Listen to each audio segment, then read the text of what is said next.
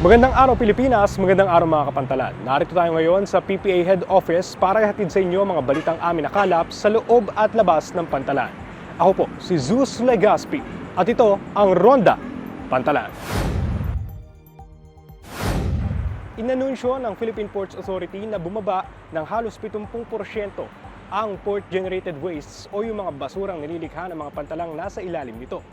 Ang pagbabang ito ay naitala sa loob ng 8 taon.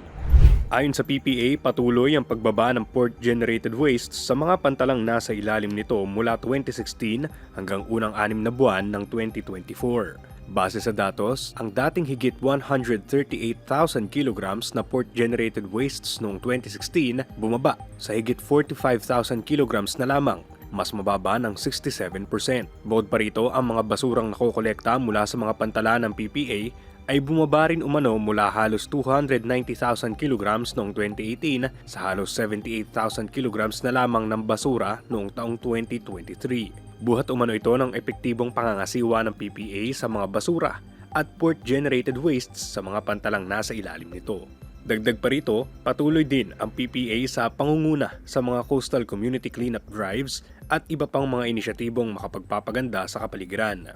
Base sa datos, umabot sa higit 1.1 million kilograms ng basura ang nahakot ng mga kawani ng PPA mula sa mga coastal area dahil sa tuloy-tuloy na clean-up activities. Ayon kay PPA General Manager Jay Santiago, magpapatuloy ang ahensya sa pagsasagawa ng Green Port Solutions gaya ng energy-efficient operations at pag-i-invest sa disaster-resilient infrastructure o yung mga infrastrukturang hindi basta-basta masisira ng kalamidad. Dati nang nabigyan ng iba't ibang pagkilala ang PPA dahil sa mga inisyatibo nito sa pagpapanatili sa kapaligiran. Magkasunod na dumaong ang 2 cruise ships sa Manila South Harbor ngayong linggo. Ang 2 cruise ship na ito ay sinasabing kabilang sa 12 inaasahang cruise calls ng Philippine Ports Authority ngayong buwan ng Nobyembre. Alas 7:30 nitong Martes, November 5, dumaong sa Pier 15 sa Manila South Harbor ang cruise ship na MS Noordam na pag-aari ng Holland America Line at naglalayag sa ilalim ng bansang Netherlands. Lula ng MS Noordam ang halos 2,000 mga turistang pasahero at nasa 771 na mga crew nito nang dumating ito sa Maynila mula sa Keelung, Taiwan. Pagkarating ng barko sa Maynila ay agad na bumaba ang mga turistang pasahero nito para maglibot sa iba't ibang mga tourist spot sa lungsod. Nagtagal ang MS Noordam sa Manila South Harbor hanggang alas 6 ng gabi at naglayag naman patungong Boracay sa Aklan. Nitong Huwebes, November 7, dumaong naman ang parehong barko sa Puerto Princesa Port kung saan malugod itong sinalubong ng iba't ibang mga ahensya ng lokal na gobyerno ng lungsod. November 7 din nang dumaong sa Manila South Harbor ang Australian flag cruise ship na Coral Geographer. Ang barkong ito na kayang magsakay ng nasa 120 mga pasahero ay unang dumaong sa Claveria Port sa Iloilo nitong October 27. Dumaong din ito sa mga pantalan sa Camiguin, Masbate, Bohol, Marinduque at Leyte. Ang Coral Geographer ay kasalukuyan na sa isang one-way tour sa Pilipinas kung saan nilibutin ito ang 21 magagandang isla sa bansa. Tala ng PPA, inaasahan nilang aabot sa 12 ang mga cruise ship na dadaong sa mga pantalan ng ahensya ngayong buwan. Sa buwan naman ng Disyembre, inaasahan ng PPA na dadaong ang 16 na mga cruise ship para sa kabuuang bilang na 83 cruise calls ngayong taon. Sinasabing ang pagdaong ng mga cruise ship sa mga pantalan sa bansa ay nakadaragdag sa turismo at nakapagpapalakas din ng ekonomiya ng Pilipinas. Halagang 387 million pesos na illegal na droga ang na-recover ng mga otoridad mula sa isang abandonadong SUV sa Lilwan Port sa Southern Leyte madaling araw ng Biyernes, November 8. Ayon sa ulat ng Port Management Office ng Eastern Leyte Samar, gabi ng November 7 nang magsagawa ng routine vehicle inspection ang mga kawani ng Philippine Drug Enforcement Agency at Philippine Coast Guard. Sa gitna ng inspection na ito, nakita nila ang isang abandonadong Mitsubishi Montero sa marshalling area sa Pantalan.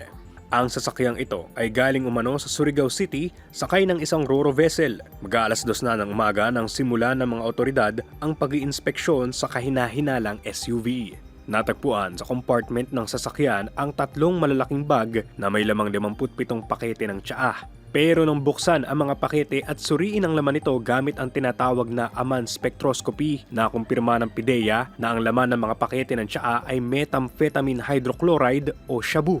Tinatayang nasa 387.6 million pesos ang street value ng shabu na na-recover ng mga otoridad na kanilang sinasabi ay isa sa mga pinakamalalaking drug seizure sa rehiyon. Kasalukuyan ang iniimbestigahan ng kapulisan ang eksaktong pinanggalingan ng sasakyan at ng laman nitong illegal na droga. Ang pagkaka-recover sa daang milyong halaga na ito ng pinagbabawal na droga ay bahagi umano ng mas malakihang hakbang ng iba't ibang law enforcement agencies para tuldukan ang hinihinalang drug smuggling operation sa rehiyon. Mga bala naman ng pistol at assault rifle ang na-recover mula sa bagahe ng isang lalaki sa Port Management Office ng Zamboanga del Norte. Ayon sa PMO Zamboanga del Norte, Martes, November 4, nang makita sa baggage x-ray machine ang mga hindi dokumentadong bala ng M16 assault rifle na nakalagay pa sa magazine at isang kartong puno ng mga bala ng 9mm pistol.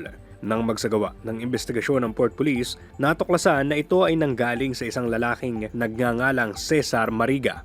Sasakay sana si Mariga sa Fastcat M9 nang utusan umano siya ng isang pasaherong dalhin ang kartong naglalaman ng mga bala sa susunod na biyahe ng barko. Inabot naman ito ni Mariga sa isa pang lalaking nagngangalang Larry Mahipus na siyang nagdaan ng bagahe sa baggage x-ray machine.